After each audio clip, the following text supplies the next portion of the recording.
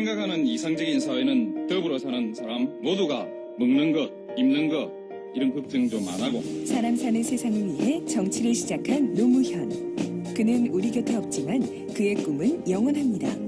노무현 재단은 사람 사는 세상을 위하여 노무현의 가치와 철학을 전합니다. 노무현 재단의 후원회원이 되어주세요. 1688-0523. 두 번째 커플은 말이죠. 가장 나이 차가 많이 나는 커플입니다. 용모 차도 좀 나요. 네. 국회의원 선수도 가장 차이가 많이 나요. 한 사람은 초선이고 한 사람은 최다선이고. 네. 유일한 혼성 커플 이해찬 의원과 이재정 의원을 소개합니다.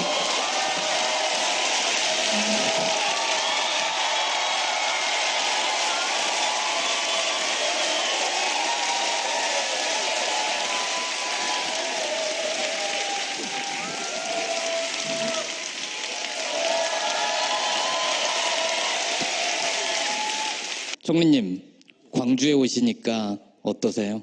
광주는 제가 정치적으로 고향이라고 생각하는 곳이라서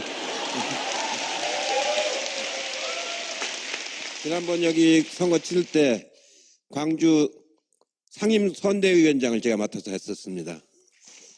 그래서 광주에서 지지율이 1등으로 나왔어요. 두 분이 묘한 공통점이 있어요. 두 분이 욱하면은 싸가지 그딴 거 필요 없어. 상대방이 KO 될 때까지 후드로 패는 공통점이 있으시죠. 네. 이해찬 전 총리님 그리고 의원님은 이번 대선이 누구보다 감회가 남다를 것 같아요. 그죠? 예, 정말 감격스러웠어요. 아, 네, 그러시구나. 아니, 생각해보면, 노무현 전 대통령하고 정치를 같이 시작하셨어요. 13대 때. 13대 때. 예. 처음 국회의원이 같이 되셨고, 그리고 노무현 대통령이 되실 때 기획본부장이었던가요? 예, 네. 그렇습니다. 선거를 이기게 만든 분이죠. 그리고 이제 세월이 흘러 2014, 2017년에 문재인 대통령이 만들 때 총지휘를 하신 분이고. 당선시켰다, 내가 당선시켰다 이렇게 하는데 그건 아니고요. 김대중 대통령이 당선되는 뒷길을 제가 따라다녔고요. 노무현 대통령 당선되는 그 뒷길을 제가 따라다녔고요. 문재인 대통령 당선되는 그 뒷길을 제가 따라다녔습니다. 세 번 따라다녔어요. 세 번. 자랑을 참 묘하게 하시네. 그 총리님은 좀만 기다려주세요. 할 얘기가 많으시기 때문에. 대선을 처음 치러봤더니 어때요, 이재명님? 그냥 투표날 제가 지지하는 후보만 이렇게 찍고 왔던 국민에서 처음으로 선거운동도 해보고 온몸을 던져가면서 온몸을 던졌죠. 네. 선거운동도 해보고 더 많은 국민을 만났던 경험이 짜릿했던 것 같아요. 선거 결과도 정말 감동적이었지만 그 과정에 있어서 다시 경험할 수 있을까 싶은 많은 감정들을 교감했던 것 같아요. 제일 신났던 순간이 언제였어요? 예? 제일 신났던 순간 춤출 때? 후보야 당선이 되던 말던 막. 예, 그런 걸로. 아니, 저는 제가 비례대표 의원이잖아요. 지역 고민이 없어서 사실 국민의 손을 잡는다는 게 어떤 건지 잘 몰라요. 전국구잖아요, 전국구. 예. 그러니까 표를 한번 달라고 해본 적이 없는 거지. 예, 이번에 처음으로 모든 지역구를 제 지역구처럼 다니면서 시장도 다녀보고 진짜 손 맞잡고 눈도 맞춰보고 또 저 박대하시는 분 끝까지 가서 이렇게 안아도 보고 처음 해봤거든요. 그러니까 정치인이 돼서 막연한 국민이었던 대상이 좀 체감하는 대상이 됐던 것 같아요. 그 경험이 정말 전 즐거웠어요. 그거 겪어보니까 비례 끝나고 꼭 지역구 나가야지. 진선미 의원이 처음에 비례가 되고 나서 1년 차가 됐을 때 진선미 의원이 그랬어요. 절대 국회의원 다시는 안 한다고. 그걸 2년 차, 3년 차까지 내내 만날 때마다 얘기했거든요. 4년 차 됐을 때 어디로 가는 게 좋을까? 민주당이 이렇게 잘 돌아갈 때 선거를 해본 거잖아요. 잘 안 예. 돌아갈 때 선거 해본 경험을 못 해봤잖아요. 그렇죠. 사실상 국민적 성원도 최고일 때였고 그렇게 보면 뭐 난세의 영웅이 난다고 하는데 지금도 이렇게 많은 분들이 사랑해 주시면 그 난세였으면 제가 얼마나 더 빛났을까 하는 아쉬움도. 굉장히 뻔뻔한 변호사였어요. 그리고 재판장에 나가면 이기고, 저를 변호해주네. 자, 아무것도 모르는 사람의 얘기를 들어봤고요. 선거에 대해서. 이제 총리님, 이번 2017년의 선거는 어떤 점에서 남달랐습니까? 과거에 뭐 당의 화합의 측면에서라든지 선거 운동의 측면이라든지. 이번 선거는 정말 촛불 선거였다고 이제 그 염원이 타오르는 그런 촛불 혁명인데 이런 선거는 없죠. 저도 선거를 여러 번 치러봤습니다만 이번처럼 국민들 성원을 이렇게 많이 받고 이렇게 그러면서 아주 절박하고 또 대통령까지 탄핵시켜가면서 치르는 선거는 아마 이번이 처음이자 마지막일 겁니다. 앞으로 당선된 우리 당 후보들은 절대로 탄핵당하는 일이 없을 겁니다.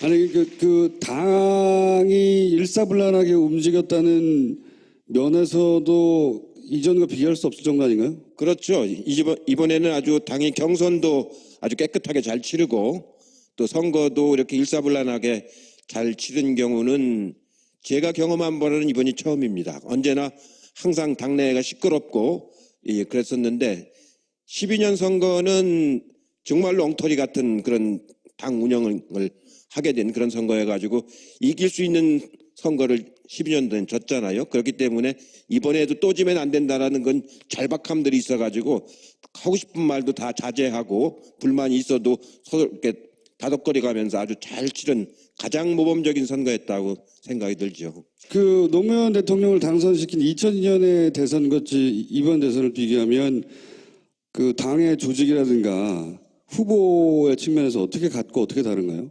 2002년도하고는 뭐 천양지차죠. 2002년도는 당에서 다른 후보를 단일화라고 하면서 다른 후보 단일화라고 하면서 다른 후보를 내용상으로 지지했지 않습니까? 그래서 그때는 노무현 후보를 지켜야 된다. 처음으로 이제 국민 경선을 해서 후보를 우리가 뽑았는데 그 후보가 설령 지지율이 낮다고 해서 끌어내려 버리면은 당내 민주주의는 앞으로 영원히 못한다라는 그런 판단이 들었기 때문에 그때 120명 의원 중에서 40명 정도만 노무현 후보 캠프에서 참여해서 선거를 치렀어요. 나머지는 아예 선거에 참여를 안 했고 당사를 쓰지도 못하게 했습니다.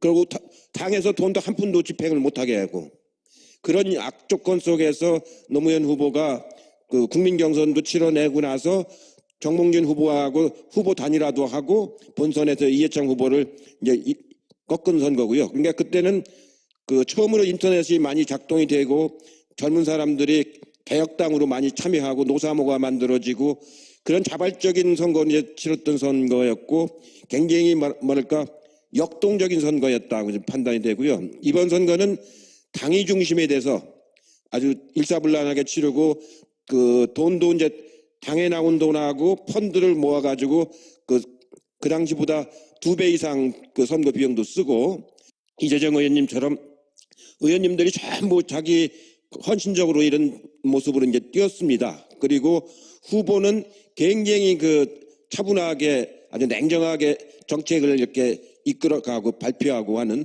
토론할 적에도 아까 정청래 의원이 눈을 껌벅껌벅 한다고 그랬잖아요. 근데 그 정도가 자기가 표현할 수 있는 최고치입니다. 이 보세요.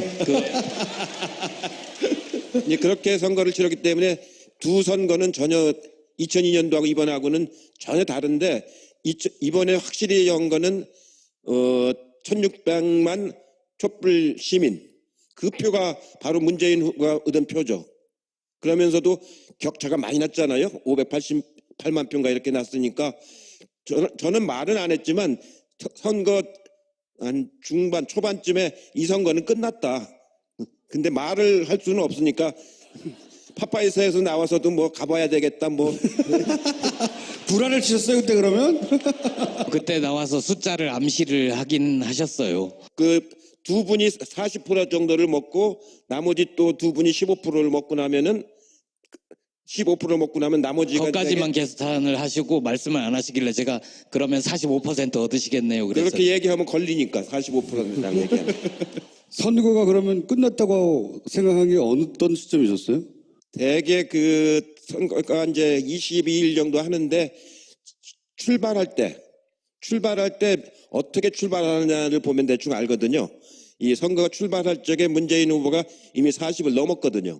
그렇기 때문에 그 당시 안철수나 다른 후보들은 20% 정도밖에 안 되고 그리고 홍준표는 그보다도 더 안 됐었죠. 그런데 그 선거 중반에 여론 조작이 한 번 있었습니다. 그 신문사 한 군데, 신문사 두 군데하고 방송사 한 군데에서 여론 조작이 있어가지고 마치 양강구도인 것처럼 한번 그렇죠. 해가지고 국민들을 아주 혼란스럽게 만드는 적이 있었는데, 예, 그때가 최고로 올랐을 때인데 이미 그때 15% 정도 차이가 났었을 때거든요. 정권 교체를 바라는 촛불의 염원이 너무 컸기 때문에 다른 후보들이 따라올 수가 없었죠.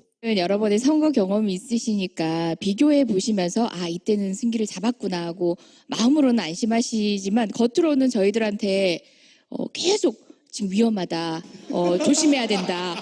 저희는 진짜 조심해야 되는구나. 초짜들을 막 혼내고 막. 들숨 날숨만 잘못 쉬어도 큰일 날 것 같고 나 때문에 안 될 것 같고 정말 그런 마음으로 그래서 배신감을 느끼시는 거예요? 한편으로는 그런 경험들의 소산으로 그렇게 조직을 이렇게 다잡아 나가셨던 게 아닌가 그런 예, 생각이 근데 듭니다. 막 좋으니까 막 율동들을 많이 하는데 예, 그런 분들이 예, 있더라고요. 그래서 제가 율동의 크기를 반으로 줄여라.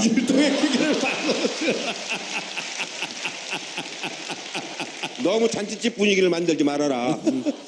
그래서 제가 두 바퀴 돌 거 한 바퀴 이렇게 돌았습니다.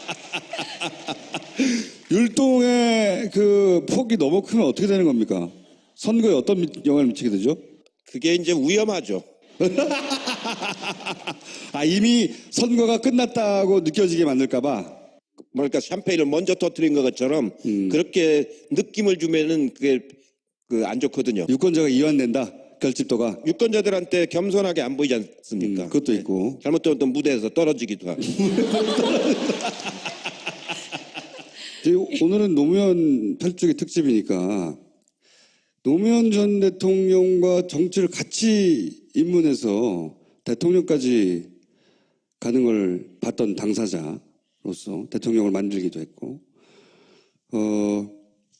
초선 때 노무현 의원은 어땠어요? 다른 그 초선들과 달랐습니까? 예, 많이 다르죠. 저하고 이제 노동일을 같이 했는데요. 저는 평화민주당으로 그 정치를 시작했고, 노무현 대통령은 통일민주당으로 이제 시작을 했어요. 재야운동할 적엔 또 같이 하다가 출마할 때는 이제 부산에서 출마하고 저는 서울에서 출마했기 때문에 당이 달랐는데 그래도 이렇게 둘이 나란히 앉았기 때문에 그 노동위에서는 노동위 삼총사라고 해서 같이 이렇게 활동을 하러 많이 다녔는데 한번 현대중공업에 갔는데 거기가 파업이 오래돼 가지고 굉장히 경찰이 많이 있는데 예, 우리가 이제 그 지도부를 설득해서 맞으면 파업을 이제 끝내기 위해서 이제 설득하러 이제 들어갔는데 가서 저는 설득해서 이제 파업을 그만하고 조직을 살려야 된다. 조직이 이제 깨져버리면 이 투쟁은 오래가지 못한다. 그러니까 일부가 이제 붙잡혀 가고 한 1년 감옥살이하고 나와라. 그러면 그래 조직이 산다고 설득을 하고 있는데 같이 설득하러 들어갔는데 노무현 대통령은 선동을 해요. 더 하라고. 우리 안 맞는 거예요. 조직 깨지더라도 뭐 끝까지 싸워야 된다고. 그래서 같이 다녀보면은요, 이 격정이 있습니다. 이렇게 그걸 나하고 얘기할 때는 가서 설득하자고 해놓고 가서는 그 사람들 보면은 그 말을 못 하는 거예요. 이제 그런 격정이 있고 이제 맞으면 뭐랄까 그러고 웅변 가잖아요. 웅변할 때 보면 김대중 대통령만큼 잘해요. 웅변을. 이제 그게 이제 사람들이 막 감동을 받고 이제 그렇지 않습니까? 그러고 막 명패를 그때 집어 던졌잖아요. 저 같으면 못 던져요. 아니, 던진 건 아니고 그냥 세게 내려놓은 거라고 하시던데요. 아니 내가 옆에 있었는데. 아니 그때 그래서 그 의원 시절에 한번 할 수 있는 일이 없다 해서 의원직 사퇴도 한번 하셨잖아요. 사퇴한 적도 예. 있었죠. 근데 어느 정도 다르냐면요. 부산에서 저도 이번에 이제 알았는데 부산에서 이제 거리에서 이제 그 막 이제 싸우다가 막 경찰이 막 쳐들어오잖아요. 6월 항쟁 때 그랬다는 거예요. 막 쳐들어오면은 노무현 대통령 바짝 엎어진다는 거예요. 그 아스팔트 바닥에. 그 문재인 변호사는 오면은 경찰 잡으면 순순히 잡혀간다는 거예요. 노변은 바짝 너 엎어져가지고 잡아가려면 잡아가라고 그래고 그 문변은 잡아가면 살살 따라간다는 거예요. 살살 따라가. 가가지고 어서 오세요 해가지고. 조서를 이제 보면은 노 변호사는 한 장도 진술을 안 하고 백지래 백지. 진술 거부를 네, 행사하시고. 진술 거부를 하고. 근데 문변은 꼬박꼬박 답변해. 그 차이가 있다고 그러는 것처럼 두 분이 같은 사무실에서 공동 사무실을 했는데도 그렇게 차이가 있는 겁니다. 그 정치인 문재인의 진화 과정을 지켜서 보셨잖아요. 많이 진화했습니까? 뭐랄까 그 문재인 대통령의 특징이 뭐냐면은 정말 정치인은 아닙니다. 그리고 정당을 해본 적도 없었어요. 다만 노무현 대통령을 도와주기 위해서 청와대에서 근무를 한 거죠. 그러다가 이제 노무현 대통령이 저렇게 그 서거하시고 나니까 정치에서는 완전히 손을 떼려고 했었는데 본인도 말씀을 하시고 저도 같이 그 자리에서 들었는데 김대중 대통령이 돌아가시기 직전에 저희 몇 사람이 한번 점심을 모신 적이 있어요. 그때 김 대통령이 나는 이제 얼마 못 살 것 같다. 뒷일은 여러분들이 해줘야 된다. 그게 마지막 유언처럼 하신 말씀입니다. 저도 그날 듣고 문재인 대통령도 그날 같이 들으셨는데 그게 굉장히 큰 영향을 많이 미쳤고요. 그러고도 할까 말까 망설이기 있을 때 여러 사람들이 이제 해야 된다 권유를 했고 저도 이제 권유를 했는데 한참 권유를 했습니다. 여러 차례 막걸리를 엄청나게 많이 마셨습니다. 그렇게 했는데 나중에 최종적으로 결단을 하시고 나니까 일반 정치인들보다 훨씬 더 책임감이 커요. 많이 그러니까 굉장히 열심히 해. 뭐든지 이렇게 맡으면은 그렇게 해가지고 하기로 맘먹고 나니까 야, 저 사람이 저런 데가 있었나 할 정도로 그렇게 아주 막 열심히 하고 참 인내심이 좋아요. 참을심이. 저 같으면은 막 버럭했을 건데 그런 게 없습니다. 눈만 껌뻑. 그러면서 정 어이가 없어. 그렇게 해서 아주 책임감이 있기 때문에 그런 자세가 국민들한테 큰 신뢰감을 주고 본인이 이제 그 선비에서 이제 정치 지도자로 이렇게 거듭난 거죠. 네. 이제 정치를 본격적으로 해도 되겠다 이렇게 깜짝 놀랐던 순간 있어요? 믿었습니다. 그 특히 청와대에서 대통령을 보좌하면서 오래 근무를 했기 때문에 대통령이 어떻게 해야 되는지를 이미 다 학습을 많이 한 셈 아닙니까? 사실 노무현 대통령은 대통령 학습을 안 하고 바로 이제 들어가셨기 때문에 초기에 좀 이렇게 어려움이 있었는데 또 의석도 그때는 그 노무현 대통령 지지하는 의원들 숫자가 한 40명밖에 안 됐기 때문에 굉장히 어려움이 많았었는데 지금은 제1야당에다가 또 대통령의 그 맞으면 그 여러 가지 그 활동을 직접 본인은 아니지만 가까이에서 보신 분이 하기 때문에 언제 아주 많이 하신 분처럼 지금 이렇게 능란하게 아주 잘하시지 않습니까? 그런 점들이 정부를 이끌어가는데 아주 큰 힘이 될 거라고 생각을 하죠. 저 양반한테 저런 면이 있었네 이렇게 깜짝 놀랐다고 하셨잖아요. 뭐 그렇게 정치인으로서의 자질도 있구나 이렇게 생각이 드셨던 순간이 있냐 이거죠. 요즘에 그 맞으면 그 전에는 어떤 결단이 느렸어요. 답답했죠. 그래서 이렇게 보면은 왜 저러나 좀 답답했었는데 대통령이 되고 나서는 업무 지시를 탁탁 내리잖아요. 필요한 시점에 시간 끌지 않고 그런 점들이 아주 놀라운 점들이죠. 보통 2012년에 문재인 대통령 후보와 2016년에 문재인 대통령 후보, 2017년에 문재인 대통령 후보를 비교하면서 진화했다, 많이 달라졌다라는 얘기를 하시는데 물론 이제 달라지신 면도 있긴 하지만 저는 어떻게 보면 우리 시대가 요구하는 소통의 리더십에 대해서 사람들이 진가를 알아보기 시작한 면도 있는 것 같아요. 함께 달라졌다는 느낌이 들거든요. 당시에 문재인 대통령 후보가 부족했다라기보다는 그분의 진가가 제대로 국민들한테 설득되거나 그 당시에 필요한 리더십인지 우리가 모르고 있었던 적도 있고 그분 역시도 조금씩 발전하고 쌍방향 발전이 있지 않았나 그 생각을 물론이죠. 해요. 그렇죠. 예. 근데 문재인 대통령은 항상 똑같은 것 같아요, 그냥. 사석에서나 공석에서나 후보일 때나 자연일 때나 기본적으로 이 굉장히 일관되고 똑같은 것 같아요, 그죠? 아주 성실파죠. 그러니까 뭐가 변함이 없고 아주 성실한 뭐라고 그럴까요? 좀 진국이죠, 진국.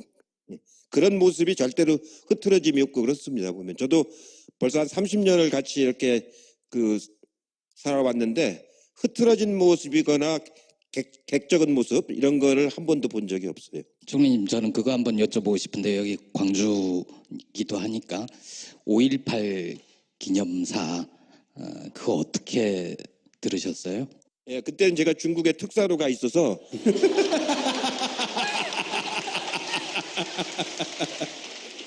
기념사를 다 듣질 못했습니다. 아니 그래도 나중에 읽어보셨을 거 아닙니까? 이번 특사 1번째 이제 중요한 일이라서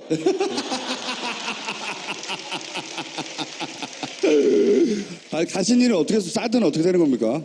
중국에서는 싸든 절대 안 된다고 그렇게 주장을 하죠. 네. 근데 이미 일부는 들어왔지 않습니까? 일부는 들어왔는데 그것 때문에 이제 한중 관계가 굉장히 경색이 됐는데 그걸 이제 풀어내는 게 이번 특사의 역할 중에 하나였는데 가서 이제 대화를 좀 많이 했습니다. 그러니까 그걸 들여온 한국 정부인데 들여온 정부는 박근혜 정부고 예, 그 정부하고 우리 정부를 비교하지 말아라.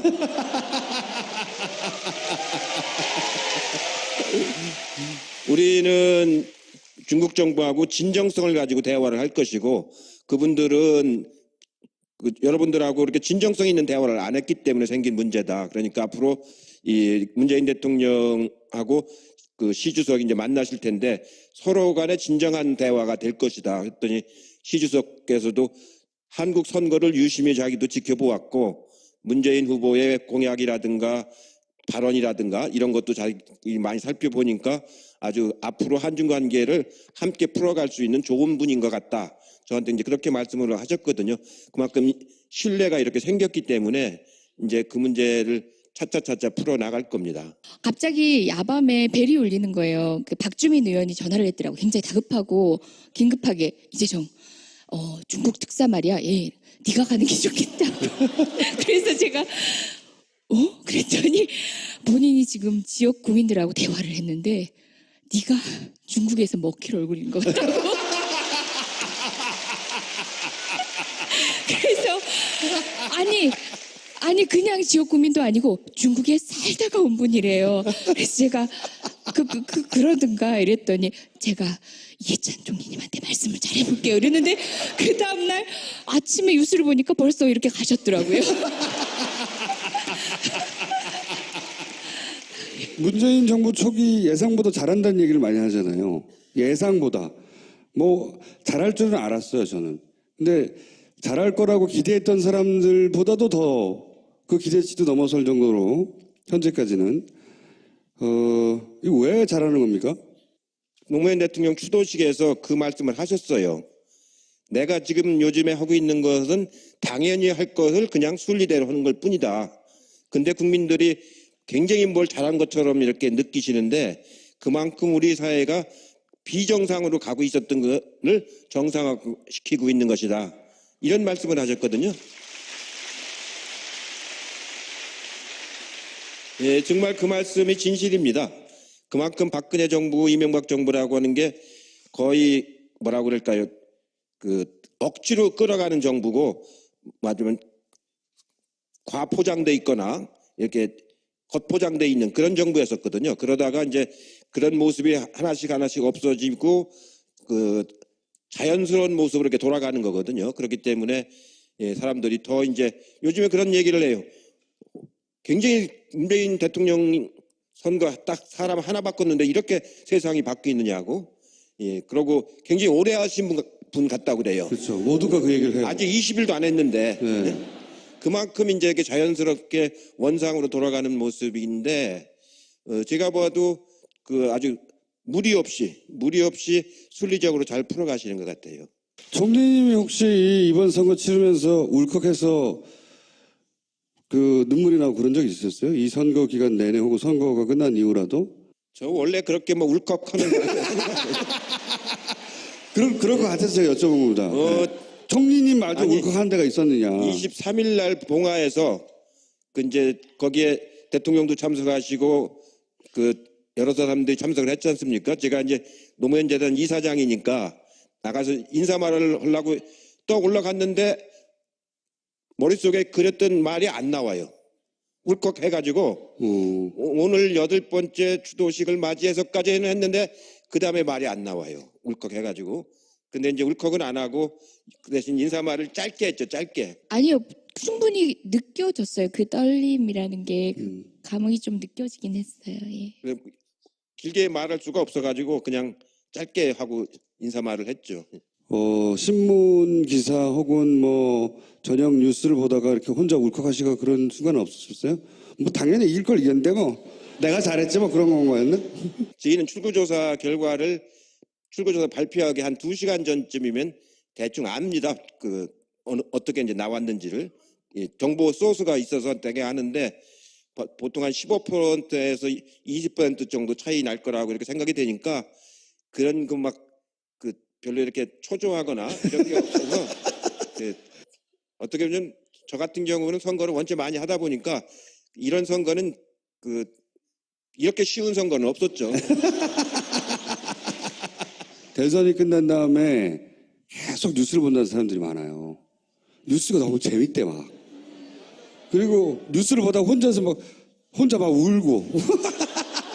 뉴스 별것도 아닌데. 돌려보고. 그러니까 별것도 아닌 뉴스인데 혼자 막 울고. 그리고 쪽팔리니까 안 들키려고 막 혼자. 그런 사람이 엄청 많아요. 많을 거예요. 이게 왜냐하면 정권이 교체가 됐기 때문에 자기들의 어떤 염원 같은 게 실현이 된 거 아닙니까? 그래서 자기가 간절한 소망이 실현된 것 아니 때문에 총리님이 그런 적이 없냐고요. 총리님 막 뉴스 보면서 막 혼자 울고 막. 저는 대학교 입학 시험도 한 번도 안 떨어진 사람이고요. 국회의원 선거도 7번 한 번도 안 떨어진 사람이거든요. 그러니까 별로 감흥은 없습니다. 제가 어떤 의원들한테 농담으로 그래요. 아니 국회의원 선거를 왜 떨어져?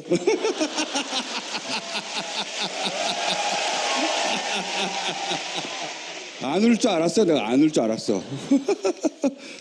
이재정 의원님은 없어요? 혼자 막. 맨날 울었어요. 네. 그때 정말 맨날 울었던 것 같아요. 그게 저랑 주진우가 하도 말을 안 듣고 하지 말라는 것만 하니까 계속. 그때 이후로는 세상 사는 일이 되게 쉬워졌어요.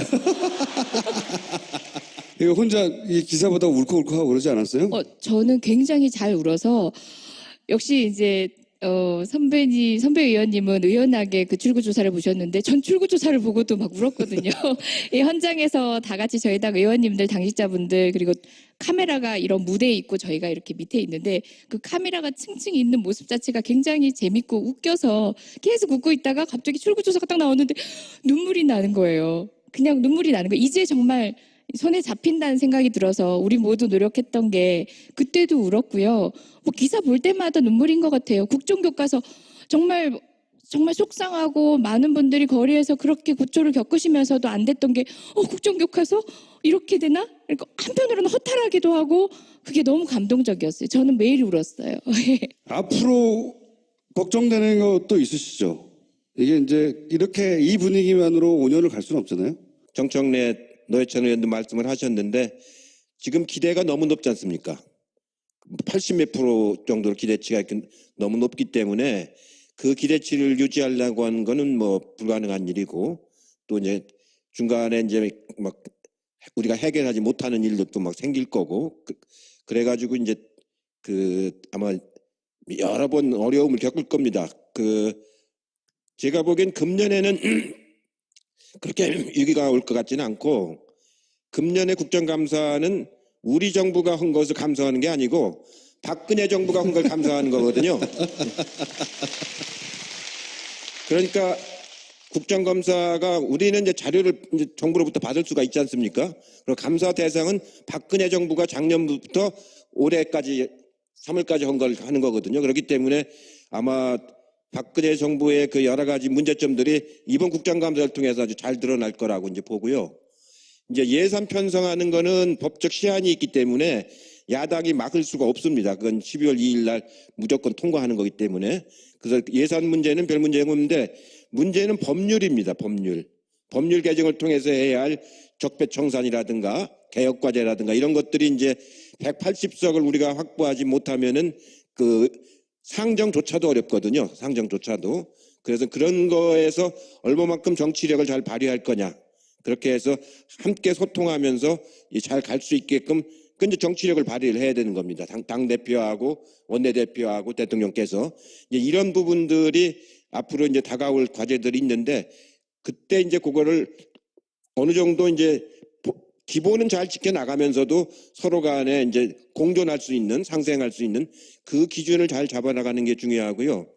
이제 중요한 거는 각 상임위에서 장관들 청문회를 해야 되지 않습니까? 지금 국무총리 청문회 하듯이 그때는 우리 여당이 그 장관 후보자들을 어떻게 이제 그 감싸는 건 아니지만 그래도 보호는 해야 될 거 아닙니까?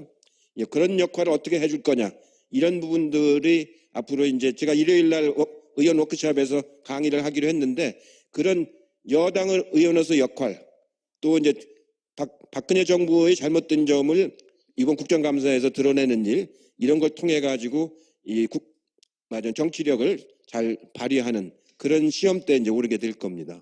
총리님을 밖에서 볼 때하고 들어가서 가까이서 볼 때하고 차이점 뭐예요? 저는 이제 뭐 흔히 버럭이 잔 이런데 사실 굉장히 젠틀하시고 제가 이런 말씀 드려도 되는지 모르겠지만 제가 몇 번 뵀을 때는 늘 사모님과 함께 하시는 모습이 너무 아름다웠어요.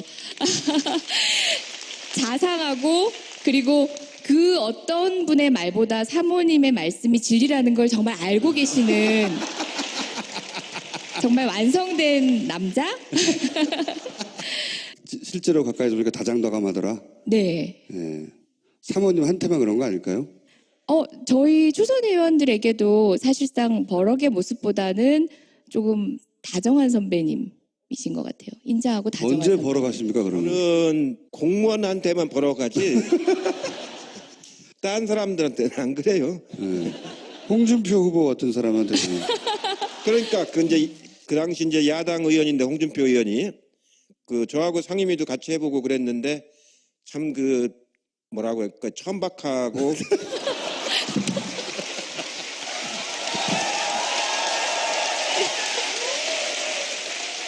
저는 솔직하게 말씀드리는 거예요. 그 불성실하거든요. 이렇게 같이 일을 해보면은 그런 분이 한국 보수를 대표해서는 안 되죠. 이 보수가 훨씬 더 뭐라 할까 무게가 있고 또 합리적인 보수는 아주 그 품위가 있고 또 이제 말씀도 격조가 있고 이제 그래야 되는 거거든요. 제가 보기에는 뭐 거기에는 전혀 해당이 안 되기 때문에 제가 보기에는 예전에 말씀하신 그 보수가 표방하는 가치 그 지점을 문재인 대통령이 거기까지 먹어버렸어요. 네. 이 진보 진영의 어떤 아이콘이기도 하지만 거기까지 먹어버렸어요. 지금 지지율이 높게 나오는 건 그런 면도 있습니다. 사실은 예전에 보수가 좋아하던 캐릭터를 고스란히 가지고 있는 거거든요. 말을 격조 있게 하고. 그쪽에 괜찮은 분이 있으면 네. 안 뺏길 수도 있을 텐데 없잖아요. 그리고 웬만큼 격조 있어서는 이 양반처럼 격조 있기가 또 힘들어요. 그래서 저는 노무현 정부가 겪었던 우여곡절, 그건 노무현 대통령의 뭐랄까요 인생 그 기질과도 거의 비슷하게 막 왔다 갔다 하거든요. 그리고 누구나 매료될 수밖에 없는 인간적인 매력이 있는데 문재인 대통령은 지지율도 보면 깨작 야금 계속 눈치 못 채는 사이에 계속 올라가요. 계속 올라가고 한 번 올라간 지지율은 떨어지지도 않고 사람을 알고 나면 그래서 이 지지율은 저는 그 노무현 정부나 혹은 그 이전에 다른 정부가 이렇게 크게 등락을 거듭했던 것처럼 큰 폭으로 등락을 거듭할 것 같지 않아요, 저는. 그럴 겁니다. 그 문재인 대통령의 그 저거는 막 큰 충격적인 건 잘 안 하잖아요. 그 노무현 대통령을 저희가 모셔보면은요, 그렇게 오랫동안 같이 활동했는데도 어떤 때는 알 수가 없어요. 정말로. 응? 근데 문재인 대통령은 많이 보여요. 뭘 할 거라고 하는 게. 그러니까 굉장히 안심이 되죠. 안심이 되고 또 두 분 다 소탈하긴 다 마찬가지인데 그 뭐랄까 문재인 대통령은 그 잘 경청을 잘 해요. 그 자기 주장보다도 듣기를 더 많이 듣는데 노무현 대통령은 일단 듣긴 듣는데 자기 주장이 더 세요. 저하고도 이렇게 논쟁을 해보면요, 듣긴 들어요. 안 듣는 건 아닌데 자기 주장이 원체 세니까 제가 그 밀려버린다고요. 문재인 대통령은 노무현 대통령에 대해서는 다들 화산 같은 이렇게 표현들을 다들 하시는데 문재인 대통령한테도 호랑이 같은 면이 있어요. 저도 버럭하는 걸 봤어요. 그걸 말을 안 해서 그렇지. 그래서 제가 그 부른 별명이 있었어요. 저 혼자 문재인 후보 시절에 꿀먹은 호랑이라고. 두 양말 그렇게 달라요. 비슷한 점도 있지 않습니까? 거의 같은 생활을 하신 분이기 때문에 같은 일을 하다 보면 다 비슷해집니다. 그 생각이라든가 감정은 좀 뭐 그렇지 않지만 생각이나 논리나 이런 건 비슷해지거든요. 그래서 그 처음에 가서 노변 문변하면 이게 사자성어인 줄 알아요. 노변 문변 사자성어. 이제 그럴 정도로 말하자면 닮은 꼴이죠. 말하자면. 그러고 노동운동 하는 사람들 변론하는 거 이런 걸 주로 맡아서 하고 또 이제 정의감이 아주 강한 부분 그 뭐랄까요 그 책임감 이런 것들은 거의 뭐 그 차이가 없죠. 차이가 없고 성격만 달라요. 성격만. 노무현 대통령 얘기하면서 이렇게 사람들이 슬퍼하고 이번에는 문재인 대통령은 그렇게 보내지 말아야지 하는 그 정서적인 것도 이 변화된 유권자에 포함되어 있는 거잖아요. 문재인 대통령에게 문재인 대통령을 이렇게 봐줬으면 좋겠다거나 유권자들한테 부탁하고 싶은 얘기가 있어요 혹시? 완벽한 지도자나 완벽한 정치 권력은 없다고 봐요. 지금 기대 이상으로 잘해주고 계시고 만족스럽고 또 다른 기대 더 이제 저희가 더 높여서 하기도 하고 하지만 언젠가는 그러니까 반드시 실망해야 된다가 아니라 실망할 수도 있고 많은 분들이 최대한 시행착오를 줄이기 위해서 대통령 옆에서 보좌도 하고 저희 더불어민주당도 함께 상의를 하겠지만 혹여 국민 여러분들께서 실망하게 되는 어떤 상황이 된다면 우리가 이번에 뽑은 지도자는 내가 이 길이 아니구나 하면 돌아올 용기까지도 있는 분이라는 거예요. 이때까지 저희가 최근에 만났던 지도자들은 그러니까 불통은 뭐 자기가 어떤 결정을 할 때 불통은 물론이고 그 길을 돌아오는 건 상상조차 할 수 없는 분들이잖아요. 그렇지만 돌아올 수 있는 용기, 자기를 반성할 수 있는 용기, 그리고 또 이 권력을 국민 여러분들 촛불로 만들어 주셨다는 걸 너무 잘 알기 때문에 국민 여러분께 귀 기울일 수 있는 그런 지도자를 정말 얼마 만에 얻으셨는지 거기에 대한 기대는 끝까지 아마 만족시켜 주시지 않을까 생각합니다. 근데 혹시 총리님 안 하신 얘기 있으세요? 문재인 대통령이 여러분들이 못 보고 있는 걸 보는데요. 제가 이렇게 늘 느끼는 건데 참 진실한 사람입니다. 아주 그 진실하고 우리도 다 보고 있어요.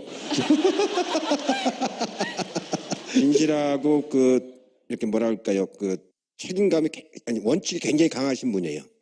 한번 원칙이 쓰면은 요지부동입니다. 그래서 그런 면모를 많이 봤는데 아마 그렇게 국정을 끌어가면은 그 국정은 성공적으로 잘 갈 거라고 저는 믿습니다. 자, 두 분 여기까지 하겠습니다. 감사합니다.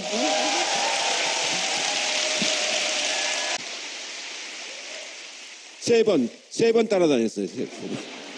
자랑을 참 묘하게 하시네. 그 총리님은 좀만 기다려주세요. 할 얘기가 많으시기 때문에 대선을 처음 치러봤더니 어때요, 이재명님?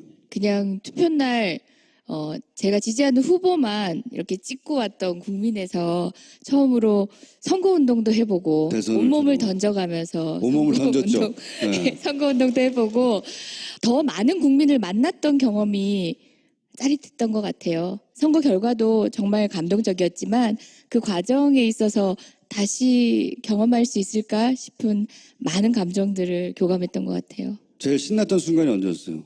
예? 제일 신났던 순간 춤출 때?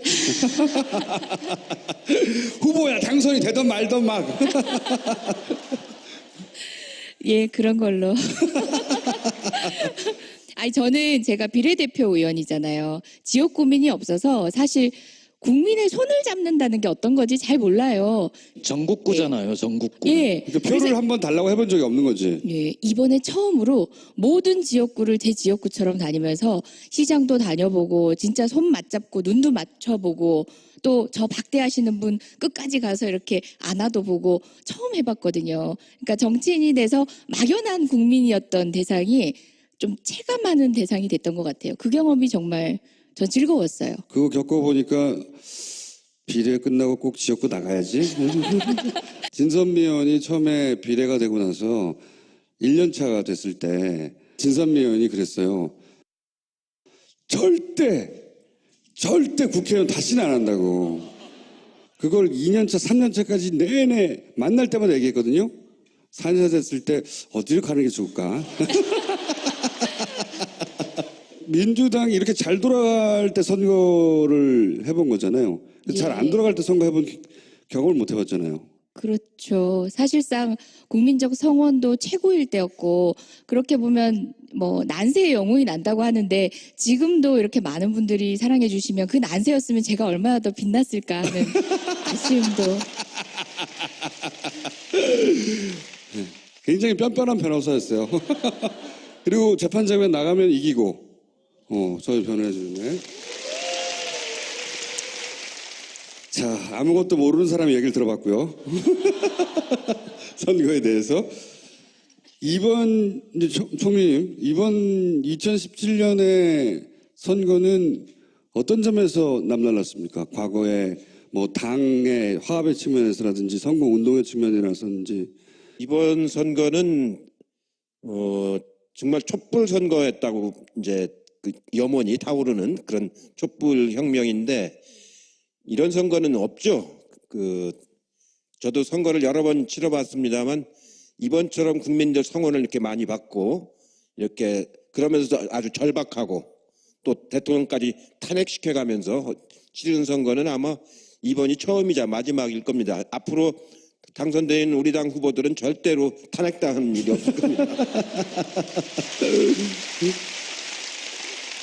아니, 그 당이 일사불란하게 움직였다는 면에서도 이전과 비교할 수 없을 정도 아닌가요? 그렇죠. 이번에는 아주 당이 경선도 아주 깨끗하게 잘 치르고 또 선거도 이렇게 일사불란하게 잘 치른 경우는 제가 경험한 바로는 이번이 처음입니다. 언제나 항상 당내가 시끄럽고 그랬었는데 12년 선거는 정말로 엉터리 같은 그런 당 운영을 하게 된 그런 선거여가지고 이길 수 있는 선거를 12년도엔 졌잖아요. 그렇기 때문에 이번에도 또 지면 안 된다라는 건 절박함들이 있어가지고 하고 싶은 말도 다 자제하고 불만이 있어도 서로 이렇게 다독거려가면서 아주 잘 치른 가장 모범적인 선거였다고 생각이 들죠. 그 노무현 대통령을 당선시킨 2002년의 대선과 이번 대선을 비교하면 그 당의 조직이라든가 후보의 측면에서 어떻게 같고 어떻게 다른가요?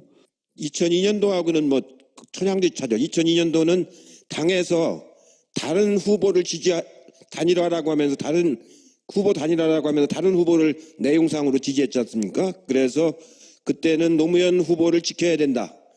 처음으로 이제 국민 경선을 해서 후보를 우리가 뽑았는데 그 후보가 설령 지지율이 낮다고 해서 끌어내려 버리면은 당내 민주주의는 앞으로 영원히 못한다라는 그런 판단이 들었기 때문에 그때 120명 의원 중에서 40명 정도만 노무현 후보 캠프에서 참여해서 선거를 치렀어요. 나머지는 아예 선거에 참여를 안 했고 당사를 쓰지도 못하게 했습니다.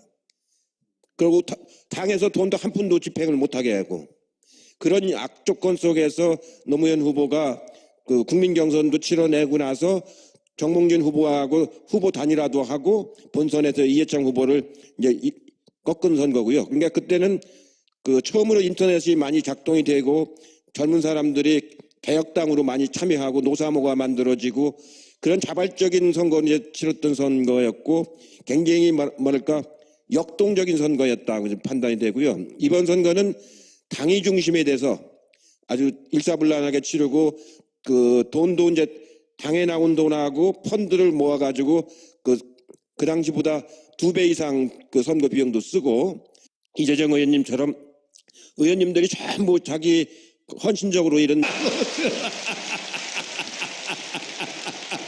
너무 잔치집 분위기를 만들지 말아라. 그래서 제가 2바퀴 돌 거 1바퀴 이렇게 돌았습니다. 율동의 그 폭이 너무 크면 어떻게 되는 겁니까? 선거에 어떤 영향을 미치게 되죠? 그게 이제 위험하죠. 아, 이미 선거가 끝났다고 느껴지게 만들까봐. 뭐랄까 샴페인을 먼저 터뜨린 것처럼 그렇게 느낌을 주면은 그게 그 안 좋거든요. 유권자가 이완된다. 결집도가. 유권자들한테 겸손하게 안 보이지 않습니까? 그것도 있고. 잘못하면 또 무대에서 떨어지기도 하고. 오늘은 노무현 8주기 특집이니까 노무현 전 대통령과 정치를 같이 입문해서 대통령까지 가는 걸 봤던 당사자로서 대통령을 만들기도 했고, 초선 때 노무현 의원은 어땠어요? 다른 그 초선들과 달랐습니까? 예, 많이 다르죠. 저하고 이제 노동일을 같이 했는데요. 저는 평화민주당으로 그 정치를 시작했고 노무현 대통령은 통일민주당으로 이제 시작을 했어요. 제야운동할 적엔 또 같이 하다가 출마할 때는 이제 부산에서 출마하고 저는 서울에서 출마했기 때문에 당이 달랐는데 그래도 이렇게 둘이 나란히 앉았기 때문에 그 노동위에서는 노동위 삼총사라고 해서 같이 이렇게 활동을 하러 많이 다녔는데 한번 현대중공업에 갔는데 거기가 파업이 오래돼 가지고 그 굉장히 그 경찰이 많이 있는데 예, 우리가 이제 그 지도부를 설득해서 말하자면 그 파업을 이제 끝내기 위해서 이제 설득하러 이제 들어갔는데 가서 저는 설득해서 이제 파업을 그만하고 조직을 살려야 된다. 조직이 이제 깨져버리면 이 투쟁은 오래가지 못한다. 그러니까 일부가 이제 붙잡혀 가고 한 1년 감옥살이하고 나와라. 그러면 그래 조직이 산다고 설득을 하고 있는데 같이 설득하러 들어갔는데 노무현 대통령은 선동을 해요. 더 하라고. 둘이 안 맞는 거예요. 아, 조직 깨지더라도 뭐 끝까지 싸워야 된다고. 그래 같이 다녀보면은요, 이 격정이 있습니다. 이렇게 그걸 나하고 얘기할 때는 가서 설득하자고 해놓고 가서는 그 사람들 보면은 그 말을 못 하는 거예요. 이제 그런 그 격정이 있고 이제 말하자면 뭐랄까 그러고 웅변 가잖아요. 웅변할 때 보면 김대중 대통령만큼 잘해요. 웅변을. 이제 그게 이제 사람들이 막 감동을 받고 이제 그렇지 않습니까? 그러고 막 명패를 그때 집어 던졌잖아요. 저 같으면 못 던져요. 아니, 던진 건 아니고 그냥 세게 내려놓은 거라고 하시던데요. 아니 내가 옆에 있었는데. 생각하는 이상적인 사회는 더불어 사는 사람 모두가 먹는 것, 입는 것 이런 걱정 좀 안 하고 사람 사는 세상을 위해 정치를 시작한 노무현. 그는 우리 곁에 없지만 그의 꿈은 영원합니다. 노무현 재단은 사람 사는 세상을 위하여 노무현의 가치와 철학을 전합니다. 노무현 재단의 후원회원이 되어주세요. 1688-0523. 두 번째 커플은 말이죠. 가장 나이 차가 많이 나는 커플입니다. 용모차도 좀 나요. 네. 국회의원 선수도 가장 차이가 많이 나요. 한 사람은 초선이고 한 사람은 최다선이고. 네. 유일한 혼성 커플 이해찬 의원과 이재정 의원을 소개합니다.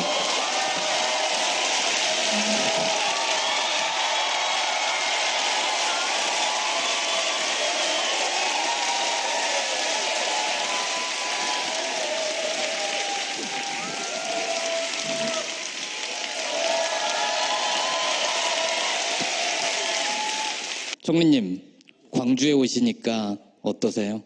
광주는 제가 정치적으로 고향이라고 생각하는 곳이라서 지난번 여기 선거 치를 때 광주 상임 선대위원장을 제가 맡아서 했었습니다. 그래서 광주에서 지지율이 1등으로 나왔어요. 두 분이 묘한 공통점이 있어요. 두 분이 욱하면은 싸가지 그딴 거 필요 없어. 상대방이 KO 될 때까지 후드로 패는 공통점이 있으시죠. 예. 이해찬 전 총리님 그리고 의원님은 이번 대선이 누구보다 감회가 남다를 것 같아요. 그죠? 예, 정말 감격스러웠어요. 아, 네, 그러시구나. 아니, 생각해보면, 노무현 전 대통령하고 정치를 같이 시작하셨어요. 13대 때. 13대 때. 예. 처음 국회의원 같이 되셨고, 그리고 노무현 대통령이 되실 때 기획본부장이었던가요? 예, 네. 그렇습니다. 선거를 이기게 만든 분이죠. 그리고 이제 세월이 흘러 2017년에 문재인 대통령이 만들 때 총지휘를 하신 분이고. 당선시켰다, 내가 당선시켰다 이렇게 하는데 그건 아니고요. 김대중 대통령이 당선되는 뒷길을 제가 따라다녔고요. 노무현 대통령 당선되는 그 뒷길을 제가 따라다녔고요. 문재인 대통령 당선되는 그 뒷길을 제가 따라다녔습니다. 모습으로 이제 뛰었습니다. 그리고 후보는 굉장히 그 차분하게 아주 냉정하게 정책을 이렇게 이끌어가고 발표하고 하는 토론할 적에도 아까 정청래 의원이 눈을 껌벅껌벅 한다고 그랬잖아요. 근데 그 정도가 자기가 표현할 수 있는 최고치입니다. 이 보세요.